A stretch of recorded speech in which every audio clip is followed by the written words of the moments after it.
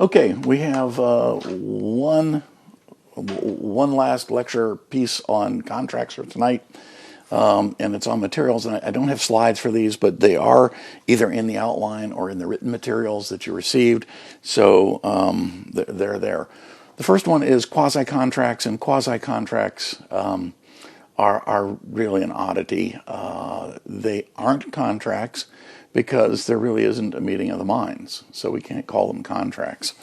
Nevertheless, quasi-contracts can create something that the courts might enforce, even though there isn't an agreement. So we can't call it a contract. There's not an enforceable agreement. We got something that looks like, and that's why we call it quasi, Q-U-A-S-I, contracts. They go something like this. Suppose, if you will, that the classic example goes something like this. The farmer has a field, and the fertilizer guy is supposed to come and spread fertilizer on the farmer's field, but he mistakenly, and it has to be mistakenly, a good faith mistake, he puts the fertilizer on the field of the adjoining farmer.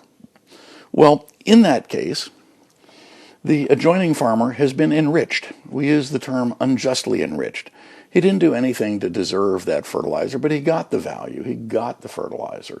Now, suppose that the first farmer was going to pay $500 to have the field fertilized, and the second farmer got the $500 in value. Should the second farmer be required to pay the $500 to the fertilizer company? Many people would say that's unfair because it wasn't the deal. There was no deal. Other people would say, well, it's not fair to the fertilizer company. The law has come down consistently on the idea that if there was, an honest mistake, and if the one party is unjustly enriched, then they should be required to pay for the unjust enrichment that they received. They won't necessarily get exactly the contract price that farmer number one had agreed to, but they will be required to pay the fair and reasonable value for what they received unfairly. Okay? So it's not that they've done anything wrong when we say unfair. It just means they got something for nothing, and something for nothing doesn't seem to balance the books quite in the way that the legal system likes to see the books balanced at the end of the day. Now, certainly you could have a circumstance where farmer number two is having an organic farm, and when they receive this fertilizer, it's not of value to them, and it has damaged them instead of enriched them. And in that case, they're not going to be required to pay. And in fact, they may have a good cause of action against the fertilizer company for having destroyed their organic certification for the day. So that's a quasi-contract. Watch out for it. It's somewhat unusual, but it is out there. I also want to talk for a couple of minutes about defenses in contracts. So if you get sued for violating a contract, what are possible defenses for you? And there are some good ones, and there are some that are kind of rare and not used much. And we learn them not because it's likely that we're going to use them, but because they exist. The first one is non-performance by the other side. So if we have an agreement, and the agreement says that I'm going to pay you $100, and then after I pay you the $100, you're going to give me the ski boots 2 days later, and I never give you the $100, and then a couple weeks later I get mad at you and sue you for not giving me the ski boots, your first defense is, well, Heckman didn't perform. Our agreement was he was going to perform first. He didn't do it, so of course I don't have to perform. This is by far the most common defense in contract cases, is that the one party failed to perform their end of the deal. This can also happen, by the way, in an anticipatory way. So if somebody gives notice in a reasonable way and says, I'm not going to perform, maybe my performance isn't due yet, but I'm just putting you on notice, I'm not going to do it next week. That's anticipatory breach, and that also allows the other party to not go forward with what their obligations are. So breach and anticipatory breach, again, by far the most common defenses in contract cases. Far less likely to see are defenses like impossibility. Suppose that I have a ticket that allows me to, ride from wherever it was, Liverpool to New York on the Titanic, and on the return trip from New York back to England on the Titanic. It sinks on the way here. It's obviously impossible for the shipping company to give me a ride on the Titanic on the way back. That can't be done. It's impossible. So when I sue them, again, I might be able to get my money back, but there's not going to be anything beyond that. I can't get damages from them because there really is not, that boat doesn't exist. So you can't do it. Again, somewhat unusual. You see it sometimes when a building burns to the ground. Something like that, it becomes impossible for a certain contract to be performed. Another one that comes up, again, unusual, but it's out there, is mutual mistake. Mutual mistake means both parties were wrong about something that's fundamental and substantially significant in the contract. I thought I was selling you the Mona Lisa. You thought you were buying the Mona Lisa. We were both wrong, mutual mistake, both wrong about something fundamental. It was a fake. At that point, one of us could say, gee, I'm not going to perform the contract anymore. We both thought it was an original Mona Lisa. It's not. So the deal is off.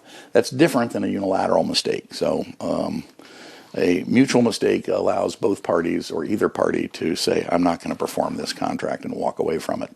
Another one that comes up very rarely is illegality. So as an example, if I agree to pay you $500 for killing President Kibone, and you go and kill President Kibone, and then you come to me and say, where's the $500? And I say, sue me, and you do sue me, which I think would be kind of foolish on your part. We go down to court.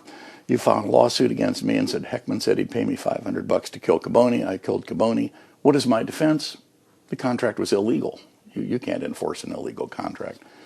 Now, not very many people are going to sue on that contract, but you see it come up more often in finer points of what's legal or illegal, but it is out there. And the last one is duress. Duress is, I have never seen it successfully argued before. I've seen it raised as an issue, but I've never seen it successful. So we'll spend a minute on it nevertheless. Duress simply means that the one party, in essence, puts a gun to the other party and says, sign here or else. It's not like I was under a lot of pressure, or it's not like, gee, the stars had lined up against me and I really needed to do this deal to pay my bills. That's not duress. Duress is, I'm going to do harm to you or to your family if you don't do this. It's sort of putting the gun to somebody's head. Just doesn't. I've never seen it successfully argued. And the last one, which once again, I don't believe I've ever seen successfully argued, but it's always out there as one of the potential defenses in a contract case, is an adhesion contract. An adhesion contract is a contract that is so one-sided, a contract that the one party has no bargaining power whatsoever in. The other party is told, take it or leave it. And it's something that there really is not a good alternative for the one party to go elsewhere to get the same contractual benefit.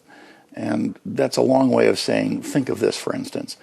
It might be considered an adhesion contract if you looked at the terms of your Microsoft user agreement. If you called up Microsoft and said, on paragraph 17, I read the thing before I checked the box that said I agree, and I want to kind of change paragraph 17. Here's the language I'd like you to use. Expect to get back from Microsoft a letter that says, no, hell no, we don't negotiate on these things, take it or leave it. And there really isn't another place you can go to get use of Microsoft products, which some people might argue is a necessity or close to a necessity these days. I think it's worth a fair shot if they sued you for not performing the deal after you signed the deal and said, okay, I give in, I guess I'll have to sign that, even with the paragraph 17 that they like, that one could argue that that is an adhesion contract and therefore not enforceable. Again, kind of a tough sell for the courts. It's got to be no bargaining power for the one side, extraordinary power by the other side. You need what they've got, and there's no other place to get it. That's a pretty unusual sort of perfect storm to find, and that's why you don't see that successfully raised as a defense very often. Okay, the last thing I've got on contracts, once again, this isn't in the slides, but it's something I want to mention, is something to kind of watch out for. And that is those fact patterns. We talked about consideration. I want you to think about fact patterns where it looks like a contract but isn't. And as an example, suppose, if you will, that the university would like money, and I call the university up. They always would like money. And I say, you know, I love Western. What a great place. I'm going to give you $5 million. At that point, Western is just head over heels excited about me giving him $5 million. And they say, oh, that's wonderful. You know, because you're going to give us $5 million, we'd like you to, you know, come to the football game, and at halftime, you know, we'll announce your name, and in fact, you can come on the field and for the coin flip at the start of the game, and the band is going to play your favorite Earth, Wind, and Fire song, and this is just going to be the greatest day of all time. I said, well, that's nice. And so I show up, and they do all those things for me. And then when it's time for me to, and I probably even bring one of those giant, you know, checks that's like on cardboard that's like 4 feet long and 3 feet high. And I don't give them the $5 million. And so they sue me and say, why didn't you give me the $5 million? Well, the answer is because there wasn't a contract. I made a promise, but was my promise made in consideration of what they were going to give me? No, I just made that flat out bald promise, you know, here, I'll give you $5 million. It wasn't, I'll give you $5 million if you introduce me at halftime, if you play my favorite songs, if you know, name a building after me. You know, that was not, the one thing was not given up in an effort to get the, you know, it wasn't part of the deal. It was just a bald promise. And that kind of bald promise is not enforceable. And you know, it happens, you see it sometimes. I will say that if a bald promise is made like that, particularly if it's made to somebody like a university or some charity, the courts are going to give them a little bit of slack sometimes and say, you know, if you can show that the other party they justifiably relied on the promise you made, and you told them you were going to, you know, give them money to build a new building, and so they bought land just for that building, and they hired an architect just to design that building, and they bulldozed the property just to put your building on. At that point, they're starting to spend money, significant amounts of money. They're moving in a direction to carry out the promise that I made. When that happens, sometimes the courts will jump in and say there's been justifiable reliance on the naked promise that was made, and for that reason, we're going to enforce that naked promise. So be a little careful about being too cute with consideration. I will tell you that the courts are hesitant to do that, but they're also hesitant to let people like me get away with promising large amounts of money and seeing somebody else justifiably rely on that promise. So that's all I've got for contracts. Thanks for hanging in there with me, and see you at the next lecture.